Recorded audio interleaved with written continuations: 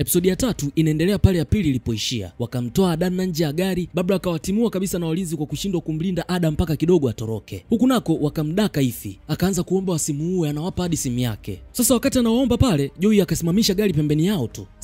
Sister, nilikuwa nakutafuta. Emu ingia nikupe lifti. Ify akajifyatua kwa nguvu kutoka kwenye mikono ya washikaji kisha akajitupia kwenye gari. Huku Dr. Evans kavurugwa na hasira kishenzi kutokana na hilo tukio. Siku zote wamekuwa waangalifu na wasiri sana, hakuna anayejua mambo yao. Lakini sasa hivi kuna mwandishi anawafuatilia na bado tena Ada anataka kutoroka.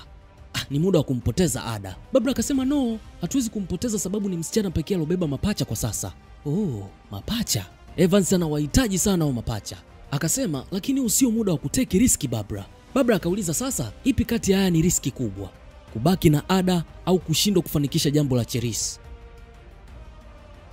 Huku nako Joy akamuuliza Ify kama anawajua au jamaa waliokuwa wanamshambulia. Ify akasema hapana, lakini wanaonekana ni wa mule hospitali. Akamuelezea zaidi mpaka jinsi anavyomtafuta mdogo wake MM. Alikuwa anajihusisha na madawa ndo wazazi wakamtimua nyumbani. Akasema yeye hakuwepo kipindi hayo yote anatokea. Alivyotoka London ndo akakutana na hizi taarifa. Akaanza sasa kumtafuta ili amsaidie. Pia alisikia MM alipata ujauzito akiwa mtaani na akaambiwa huenda atakuwa kwenye ile hospitali. Lakini kila mtu anayemuuliza anadai kwamba hajamuona. Lakini we nani? Naitwa Joy.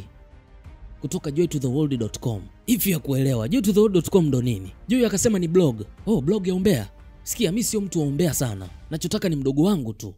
Sasa kutokana na kilichotokea, Dr. Evans akawakusanya wasichana wote. Akawa anatoa onyo kali, anaona kawaachia sana. Ndio maana wanaleta ukaidi. Na kutokana na tabia ya mtengenezaji Adanna, kuanzia sasa hakuna tena upendeleo wowote. Hakuna tena TV, hakuna kutumia lotion, vitabu wala maji ya moto ya kuoga, yani hata saluni pia. Kwa sasa hili ni gereza na wako hapa kwa kazi moja tu, kutengeneza watoto. Shukrani zote ziende kwa Adanna. Barbara naye akaongezea akasema ni jukumu la kila mmoja kumfichia yoyote anayejaribu kutoroka. Na kwa kuwa ameshindwa kufanya hivyo kwenye hili jambo la Adanna, wote wataadhibiwa. Sasa kwa kuwa hawezi kumwadhibu Ada kimwili kwa sababu ni mjamzito na tena na mapacha kumbuka, basi rafiki zake na wote walomsaidia wataadhibiwa badala yake. Ada akaanza kuomba kwamba wamwadhibu peke yake, waache wengine. Wakamleta mbele Ebun, wakamlaza kwenye meza, wakaanza kumchapa mijeledi. Ebun akalia sana. Fungua macho na uone ulichosababisha. Kisha Barbara akamnong'oneza kwamba nimekusaidia maisha yako. Basi kila mtu akala mijeledi pale na mida usiku adhabu bado inaendelea. Wakakusanya kila kitu ambacho aliwapatia awali. Ada akawa anaenda kwa msichana mmoja baada mwingine kumpa pole na kuomba msamaha. Aisha akamsogelea. Ukifanya tena ulilofanya leo, nitakushughulikia mwenyewe. Ada akasema yeye sio adui yao. Ndiyo, wewe ni adui. Nitakuharibia mimba yako.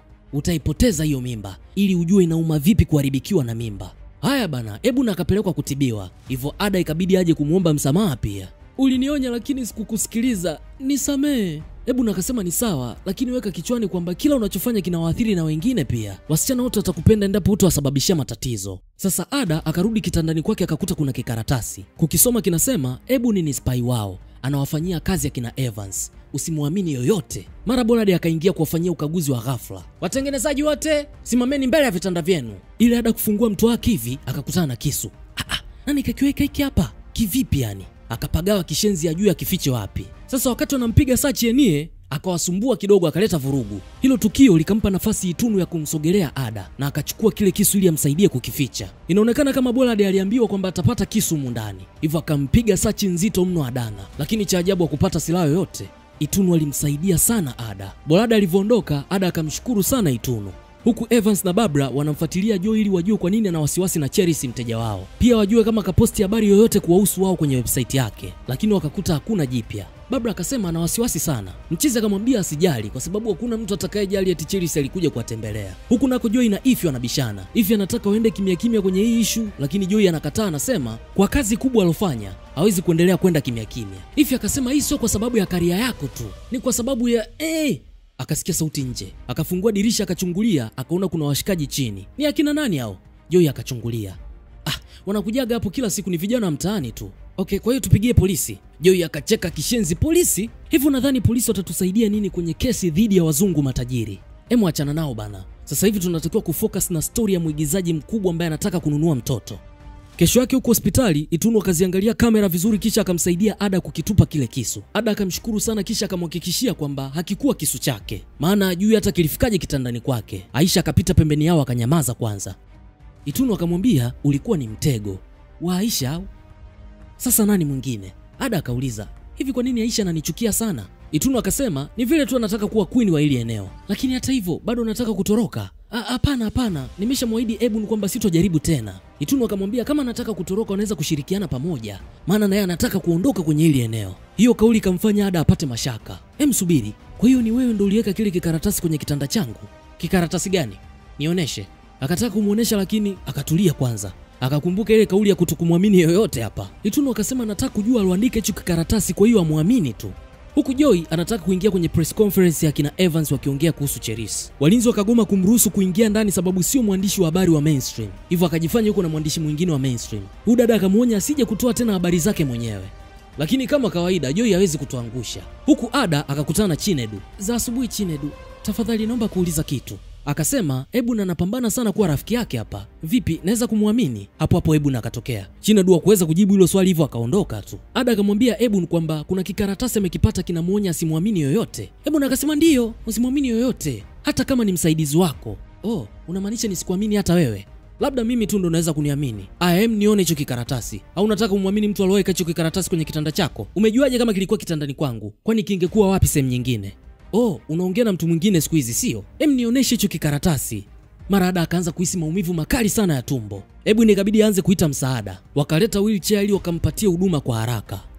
Huku kwenye press conference iliyopangwa na The Evans Foundation, wanataka kutangaza rasmi kwamba kwa sasa wanaye balozi mkubwa sana wa kimataifa. Cherise mwigizaji superstar zaidi kutokana na moyo wake wa kujitolea kwa wahitaji. Mabibi na mabwana, namleta kwenu Miss Cherise Uku. Watu makofi tu. Cherise akaanza kuongea. Asanteni kwa kuja, na najua wote mnajua changamoto yangu ya kujaribu kupata ujauzito. Mimba yangu iliharibika, ni mimba 5. Joy akaingilia. Watu Cherise akasema ndio, niliharibikiwa na mimba 5.